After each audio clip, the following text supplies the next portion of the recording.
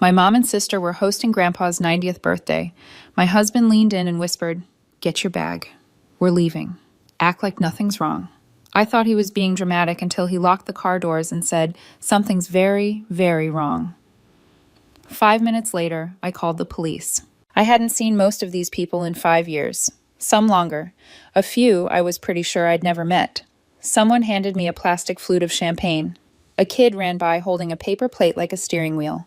There were folding chairs, paper lanterns, polite music playing from someone's Bluetooth speaker. All the ingredients of a low-key outdoor celebration. Festive, slightly awkward. It should have been fine, and for the first hour or so, it was. I stood by the table of finger food, pretending to be interested in grape skewers. My husband, Roger, was beside me, holding a glass of white wine and watching the crowd with that neutral, inscrutable look he does when he's too polite to say he wants to leave. Mom was in her element, hugging people, wiping tears, reapplying lipstick behind a napkin. Dad was sitting near the grill, complaining about the weather like it personally offended him. My sister Natalie was predictably nowhere near me. Her husband was laughing at something no one else found funny. It was Grandpa's house, but it didn't feel like him anymore. He built it after the business took off. Nothing flashy, but big enough that people whispered about how well he'd done for himself. They all lived here now. Mom, Dad, Natalie, and her husband. I suppose there was room. We'd flown in from London the day before. I'd been asking for years when we could come visit, and the answer had always been vague. "It's not a good time. He's not feeling well. Maybe next year." Then this spring, Mom had said, "If you really want to see him, come for his birthday." So I took it. I thought maybe she was softening, that this meant something. The party was already in full swing when they brought Grandpa out in a wheelchair, hair neatly brushed, wearing a sweater vest I vaguely recognized. Everyone clapped, like he'd just walked a red carpet. I stood there frozen. He looked good, too good. His face was smooth, his eyes distant, like he was half listening to a song no one else could hear. I waved. He didn't wave back. I told myself it was age. Mom leaned over and whispered, "He doesn't talk much anymore. It's hard for him." I nodded like I understood. She raised her glass and began the toast, voice shaking just enough to make it about her. 90 years of wisdom, love, and generosity, she said. He built our family. He gave us this life. Some of the guests sniffled. A woman behind me muttered, "Beautiful," under her breath. Roger didn't clap. I noticed he was staring. "Hey," I said quietly, nudging him. "What's wrong?" He didn't answer, just kept watching Grandpa, or the man in the chair, I guess, like he was memorizing every wrinkle. "Roger," I said again. That's when he leaned in. "Get your bag. We're leaving. Act like nothing's wrong." I actually laughed. "You're kidding." He didn't smile. His eyes didn't move. "Get your bag." "What are you talking about?" "Smile, walk inside, pack now." I stared at him. "Roger, what is this? We just got here." He turned his head slowly, finally looking at me. "Something is very, very wrong." It wasn't how he said it. It was how calm he was. Like this was fact. Like gravity. My hands went cold. I glanced back at Grandpa. He hadn't moved. His hands rested on the armrests like props. "Are you serious?" I asked. Roger didn't answer. He was already walking toward the house. I followed upstairs. I fumbled with the zipper on my overnight bag. My heart was thudding. My mouth was dry. I kept thinking, if he's wrong, this is going to be so embarrassing. If he's right. We went out the front door. No one stopped us. No one even looked up. At the car, Roger opened the passenger side for me, like a gentleman in a spy movie. We both got in. He locked the doors. Then he gripped the steering wheel and said, "That's not your grandfather." I used to think maybe I was imagining it, the difference, the way things played out for me versus my sister. Maybe I was just sensitive. Maybe I was dramatic. Maybe I just liked to find reasons to feel left out. That's what I told myself for years until the day Natalie turned 18 and the entire house acted like she was boarding the Titanic. She was standing at the front door with her duffel bag and a full tuition scholarship, and Mom was crying like someone had died. "You don't have to go," she kept saying. "We'll manage. Please, just stay a bit longer." Meanwhile, 2 years earlier, when I turned 18, I got a suitcase and a nod. "It's time to grow up," Dad had said. "You're an adult now. Go build your life." No hugs, no tears, no offers to help me pack. I don't want to sound bitter. I honestly don't. I moved out. I went to college. I got on with things. But there's something about being ushered out the door like a polite guest while your sister gets begged to stay. That kind of sticks. The funny part? I didn't even have a choice about college. I knew I had to go. Not because anyone told me to, because I needed an excuse to leave. My parents didn't contribute a cent. I don't even think they asked what I was studying. It was Grandpa who helped. Quietly. He sent me money every few months, just enough to get by. Rent, groceries, the occasional breakdown. No fuss, no lectures, just a folded check and a note in his shaky handwriting. Hope this helps. Proud of you. He didn't owe me that, but he did it anyway. I remember him from the very beginning. Before I even had full sentences, I had Grandpa. He'd pick me up and tell me stories in a voice that always sounded like it knew secrets. He made me toys out of wood and showed me how to use a hand plane when I was still in Velcro sneakers. He smelled like cedar and peppermint tea. Back then, it felt like he was mine, like I was his favorite. Maybe I was. But life is good at pulling people apart. College turned into a job. A job turned into Roger. And then, just like that, we were living in London. It wasn't some dramatic escape. It was opportunity, work, timing, and maybe, if I'm being honest, relief. Being far away made everything feel easier. Easier not to notice how rarely my parents called. Easier to pretend the silence was just time zones. Easier not to feel the weird hollowness that always followed any conversation with Natalie. No matter how friendly it seemed, we kept in touch, sort of. Holiday emails, the occasional Zoom call. The last real conversation I had with Grandpa was on one of those, a video chat. He looked older, but still sharp. He asked about my work. I asked about his garden. He made a joke about the squirrels stealing all his tomatoes. That was 3 years ago. After that, things got quieter. I'd asked to talk to him, and Mom would say he was sleeping, or not feeling well, or too tired. Eventually, she stopped answering altogether. I told myself it was normal. People age. They withdraw. Maybe it was hard for him to talk. But something about it never sat right. So I didn't press. I had a life, a job, a husband. I told myself it wasn't personal, that I hadn't been cut out, just gently, politely left behind. And then suddenly, there was the birthday invitation, or rather, the permission. If you really want to see him, Mom had said over the phone, come for his 90th. I didn't hesitate. I booked the flights that night. I thought it meant something. I thought maybe this was the moment things shifted, that maybe I was being let back in. Instead, I walked into a party where I knew no one, stood on grass that didn't feel familiar, and realized that somewhere along the line, this whole place stopped being mine, if it ever was.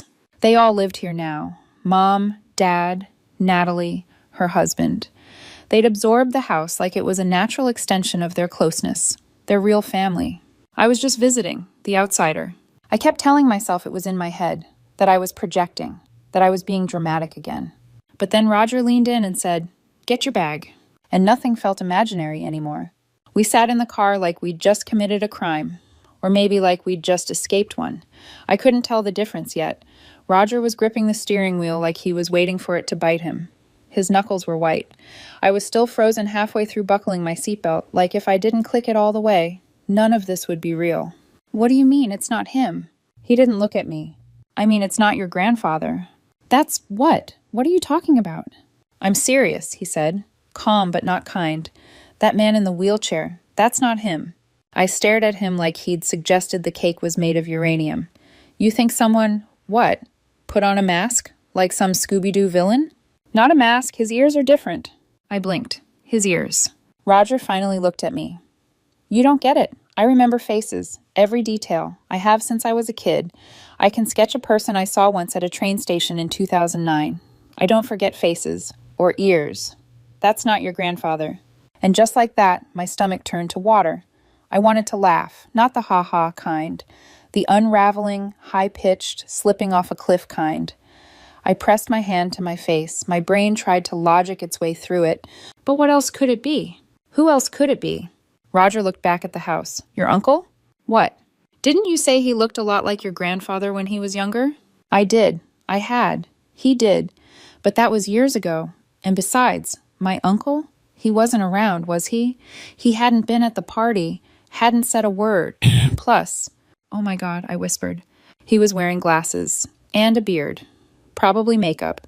It wasn't over the top, but just enough. And I'm telling you, those ears. Different shape, not even close. Roger. I know, he said. I know what I saw. I pressed my forehead to the window. My breath fogged the glass. My heart was rattling like it was about to knock a hole in my ribs. I didn't want to believe him.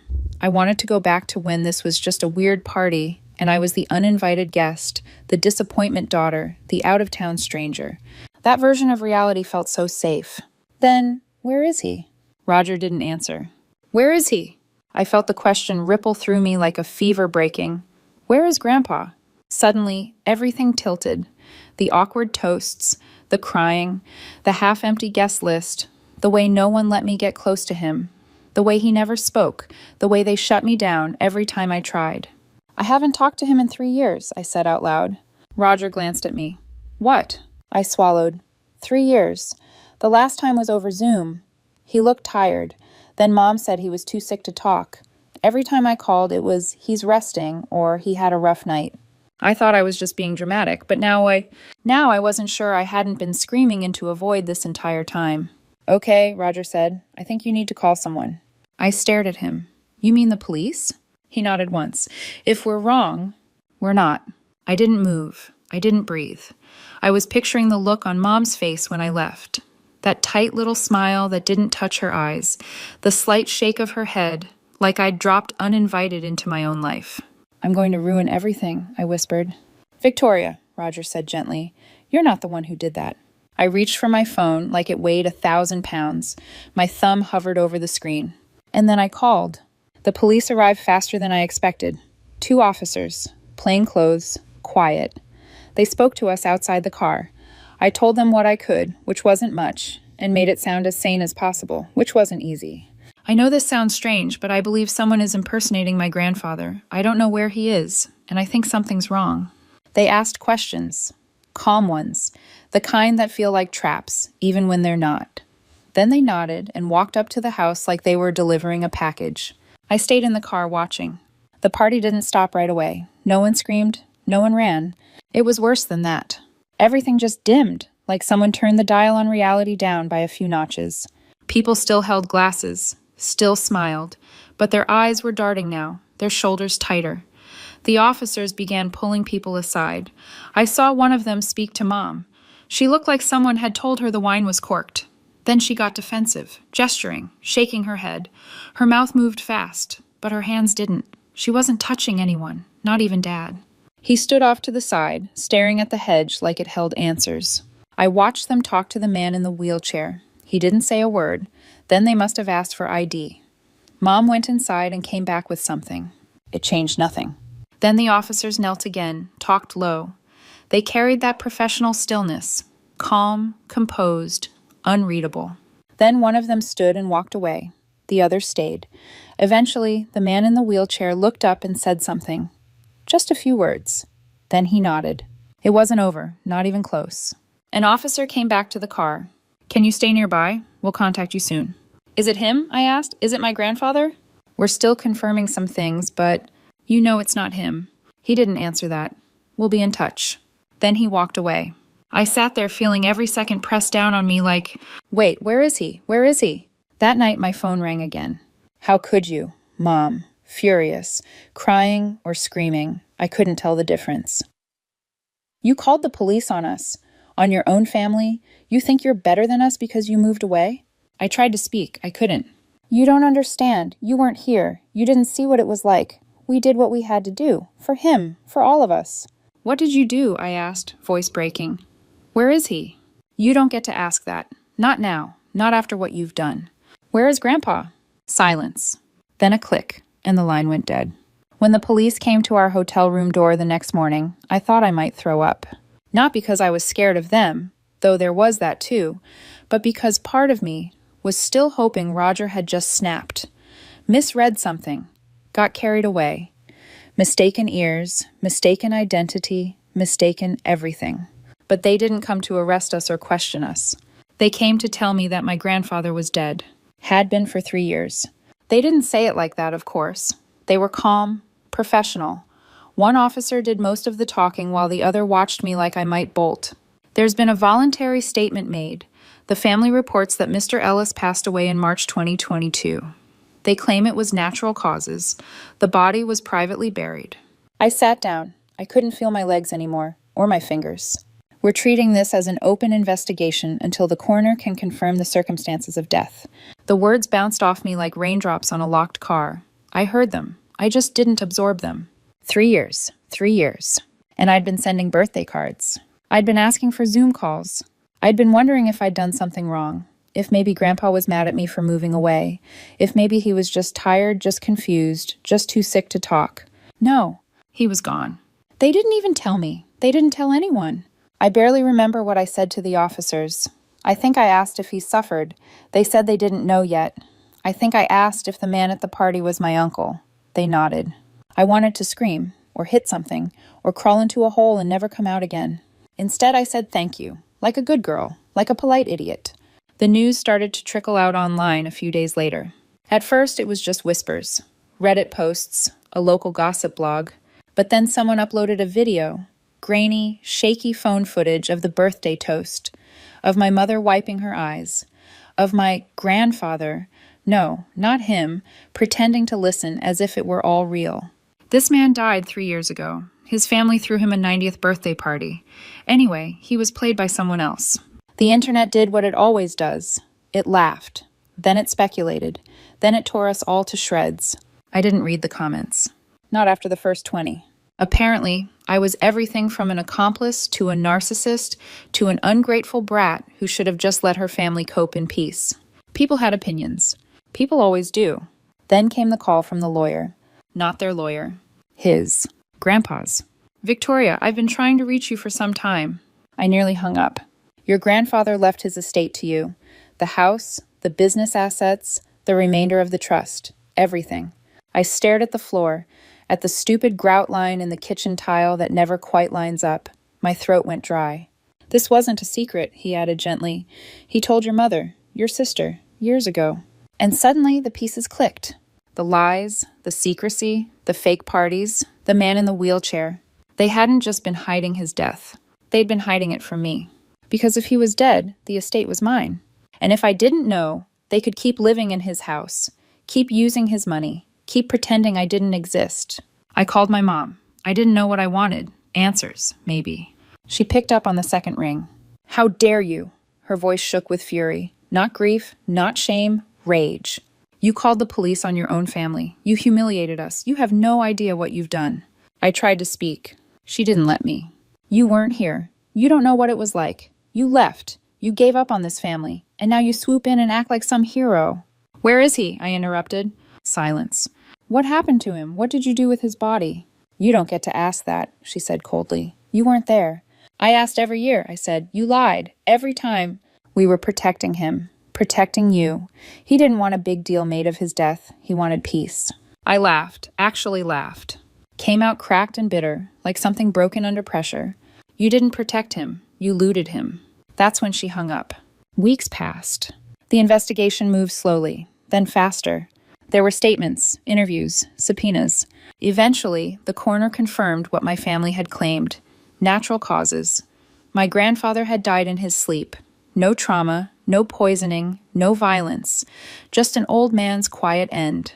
I cried for the first time since the police visit, because finally, I could mourn him without doubt. But there was still the fraud, the impersonation, the money. Charges were filed, failing to report a death, withholding information, illegally accessing funds, identity deception. They didn't get prison time. They got probation, conditional, monitored, sternly delivered. If they slipped again, they'd go straight to jail. My uncle, the actor, faced his own charges, but he cooperated. That seemed to help. He got probation like the rest of them. And me? I got the house, the whole property, the assets. It wasn't wildly extravagant, not billionaire level, but it was a lot. Enough to explain why they'd pretended for so long. I didn't throw them out. The courts did. They moved out in silence. No apology, no eye contact. My mother left a note behind on the kitchen counter. It said, "You always were good at taking what you didn't earn." I burned it in the sink. The first night I spent there alone, just visiting, before heading back to London, I sat in Grandpa's chair. I opened a bottle of wine, put my feet on the table. The place was quiet, still smelled like wood polish. I didn't feel triumphant, or vindicated, or even angry anymore. I felt dismissed. And for once in my life, I didn't feel like a stranger. I haven't spoken to my parents since, or my sister. Not even a text. Sometimes I wonder if I went too far. Other times I wonder if I didn't go far enough. Let me know what you think. And if you want more stories like this, hit subscribe and tap the bell.